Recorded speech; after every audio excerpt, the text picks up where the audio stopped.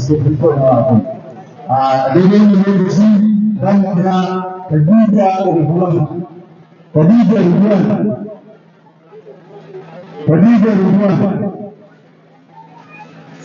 Ita za ta fassara abubuwan nan da suke yi a faɗaice a cikin kalmar Hausa domin wasu su gane.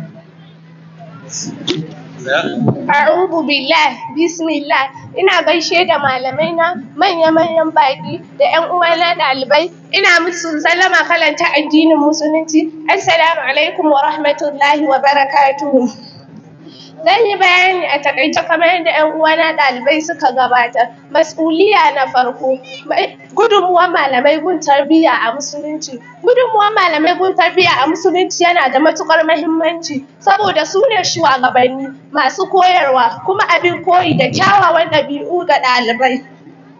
Malamai a matsayin jagora. Malamai suna da nauyi wajen sauke kyawawan hali ga ɗalibansu. Hadisi yana nuna cewa malamai su ne hasken al'umma kuma ɗalibai suna koyi da su. Idan malami yana da kyakkyawan hali to ɗalibin shi zai yi koyi da shi. Malamai su ne koyar da Alƙur'ani, hadisi da sauran ilimin addini wanda kan zama ginshiƙin tarbiyya.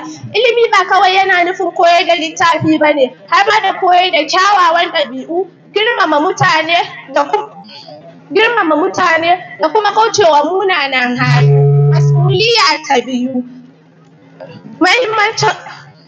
Mas'uliya ta biyu. Mahimmancin harshen Larabci. Harshen Larabci yana da matuƙar mahimmanci musamman ga musulmai, saboda shi ne harshen da Allah ya saukar da Alƙur'ani da shi. Sanin harshen Larabci yana taimakawa mutum wajen ya fahimci Alƙur'ani, hadisi.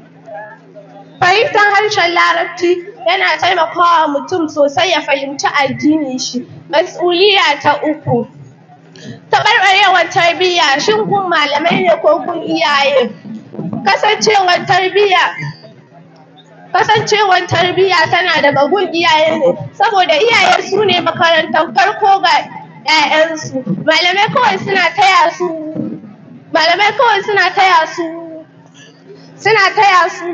suna taimaka musu wajen gyara tarbiyyar 'ya'yansu ne. Saboda rashin ba wa 'ya'ya abin da ya kamata kamar irin su abinci, kuɗin makaranta yana sa yaran su tarbiyyarsu ta zama wani iri. Ma'assalam.